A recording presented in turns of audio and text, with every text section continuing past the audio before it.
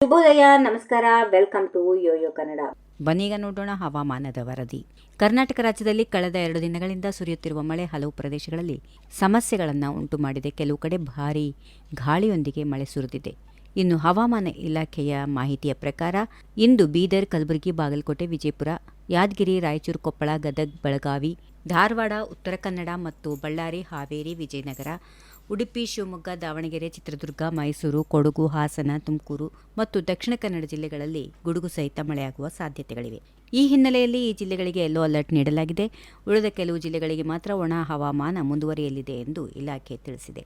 ಕರಾವಳಿ ಜಿಲ್ಲೆಗಳಾದ ದಕ್ಷಿಣ ಕನ್ನಡ, ಉಡುಪಿ, ಉತ್ತರ ಕನ್ನಡದಲ್ಲಿ ಮುಂದಿನ ಕೆಲವು ದಿನಗಳ ಕಾಲ ಹಗುರದಿಂದ ಸಾಧಾರಣ ಮಳೆಯಾಗುವ ಎಚ್ಚರಿಕೆಯನ್ನು ನೀಡಲಾಗಿದೆ. ಅರಬ್ಬಿ ಸಮುದ್ರದ ಮೇಲ್ಮೈ ಗಾಳಿಯ ವೇಗ ಗಣನೀಯವಾಗಿ ಬದಲಾಗುತ್ತಿರೋದ್ರಿಂದ ಕರಾವಳಿ ಭಾಗ ಸಂಪೂರ್ಣವಾಗಿ ತಂಪಾಗುವ ನಿರೀಕ್ಷೆ ಇದೆ. ಸಿಲಿಕಾನ್ ಸಿಟಿ ಬೆಂಗಳೂರು ಹಾಗೂ ಸುತ್ತಮುತ್ತಲಿನ ಪ್ರದೇಶಗಳಲ್ಲಿ ಮುಂದಿನ 48 ಗಂಟೆಗಳ ಕಾಲ ಭಾಗಶಃ ಮೋಡ ಕವಿದ ವಾತಾವರಣ ಇರಲಿದೆ. ತಾಪಮಾನದಲ್ಲಿ ಗಣನೀಯ ಬದಲಾವಣೆ ಇಲ್ಲದಿದ್ದರೂ ಮೋಡಗಳಿಂದಾಗಿ ಬಿಸಿಲಿನ ತೀವ್ರತೆ ಕಡಿಮೆಯಾಗುವ ಸಾಧ್ಯತೆ ಇದೆ.